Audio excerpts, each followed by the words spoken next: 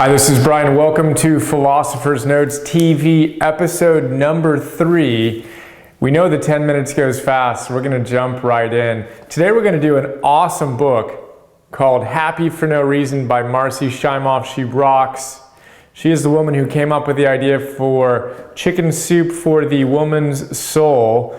And this book, Happy for No Reason, the subtitle is 7 Steps to Being Happy from the Inside Out. And it's kind of like Chicken Soup for the Soul meets positive psychology. She interviewed 100 of what she called the Happy 100. People ranging from Reverend Michael Beckwith, the guy from The Secret, to Elizabeth Gilbert, who wrote Eat, Pray, Love. She interviewed all these awesome people who are super happy and told their stories along with what we know scientifically about positive psychology. So if you caught the episode yesterday, we did, what did we do? The How of Happiness, on the science of happiness. So I'm on a positive psychology kick right now, and we're going to cover 14 different books on positive psychology. So today, Happy for No Reason. So we're going to go through a handful of big ideas. We have the customary wine glass of coconut water, can't forget that. But we'll start with the idea that being happy for no reason isn't about never experiencing sadness or grief or anger or any of that stuff. It's about having a spaciousness where we hold a certain level of joy and happiness in spite of whatever might be going on in our lives. So it's not about always having a fake, happy, smiley, bobbing face. It's about having a deep connection to our highest self and being able to see a bigger picture, which allows us to be happy for no reason. So there's kind of a continuum that she talks about of happiness. There's unhappiness, which we're all pretty familiar with, I guess. It is, depression, all that kind of stuff. Then there's happy for bad reason, which is, cocaine, drugs, other addictions. You're happy not for a good reason. That's happy for bad reason. Then there's happy for good reason, right? So you got a job promotion, your business is going great, you met someone special, your relationship is fantastic, you had a child, whatever it is, you're happy for good reason. That's great. And the next step is happy for no reason. Whatever's happening in your life, you're happy. You can see every opportunity, every challenge as an opportunity to grow.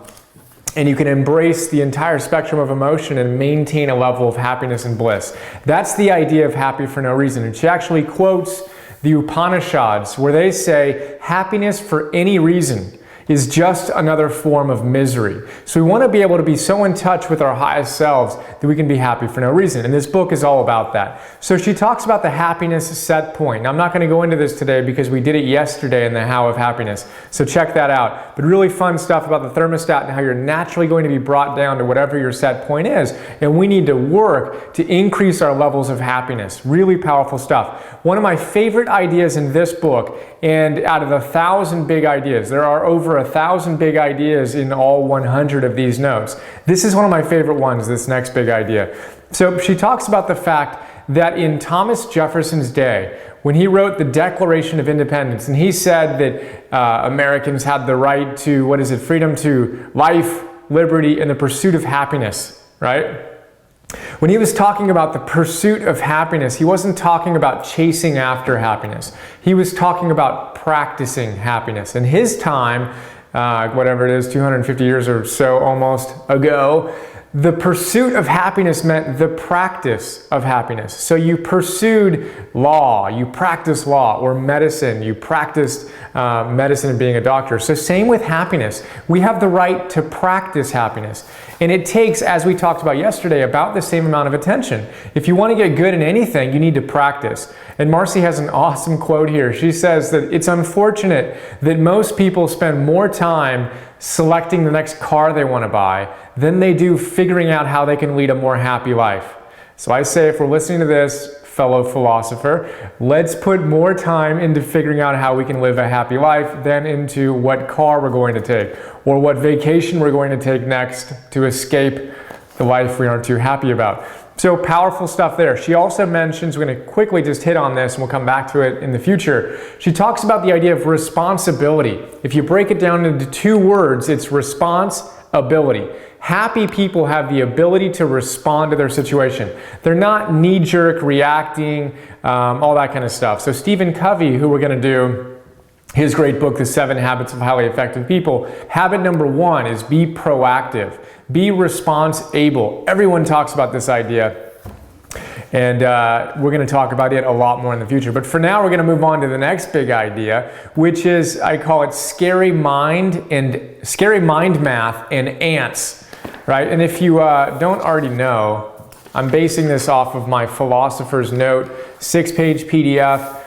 You can check it out, click on the notes link, you can get more on that. But I'm basically using that as a guide. And usually it takes me 20 minutes to go through these. We're going to do it in 10 minutes. So scary mind math and ants. So get this, apparently, somehow researchers figured out that we have about 60,000 thoughts a day, right? So 60,000 thoughts a day, which is about 1 thought per second per waking hour, all right? So 60,000 thoughts per day. But what's funny is 95% of those thoughts were the same thoughts we had yesterday. I think that's pretty funny.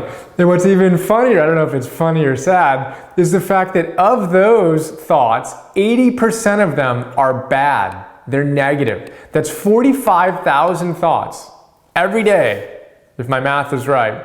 I think it is. Negative thoughts. Isn't that amazing? Basically the same thoughts you had yesterday. And scientists actually call this automatic negative thoughts. Ants, A-N-T, automatic negative thoughts. We've got ants running around in our heads, you can imagine. And what we want to do is cleanse that. We want to take some organic ant spray and figure out how we can reshape our minds. And again, this book isn't about just, again, the kind of fake, happy face, whatever. It's about rewiring our consciousness and being able to adapt our consciousness such that we're inclining our minds to joy, which is the next big idea I want to share. You might have heard of the story of the Cherokee elder who shares wisdom with his grandson, and he's saying something along the lines of, you know, grandson, there are 2 wolves. There's a wolf of happiness, and a wolf of unhappiness and despair and anxiety and regret. And they fight each other in your mind, right? And the grandson asks, okay, but which one of the wolves wins that battle? And the elder says, whichever one you feed, right? So Marci shares this story, awesome story. So which one are you feeding? Are you feeding the happiness wolf or are you feeding the unhappiness wolf? And she talks about how we want to incline our mind to joy. We want to make it a habit, make it a practice to see beautiful things. So what can you appreciate in your life today, and how do you make it a habit? Rather than criticizing people and seeing all the things that are going wrong and blaming and all that stuff, see if you can incline your mind to joy. See all the things that are beautiful in people. See all the things that are amazing in your life, and incline your mind to joy. And we need to work on that because evolutionarily, scientists say our minds, and Marci talks about this, our minds are kind of like Velcro for negative stuff. We hold it, it sticks, negative stuff, and Teflon for positive stuff. And they say it's evolutionarily adaptive. If you look at it, in old times, we needed to remember the negative stuff because we almost died when that saber-toothed tiger, almost attacked us. We needed to remember that, so we didn't go into that same situation. But we didn't remember the positive stuff. So what we want to do is incline our minds so that we have more Velcro on the positive stuff. And deal with the fact that we tend to really hold on to the negative stuff. Again, those automatic negative thoughts. Ants, we've got 1 more minute.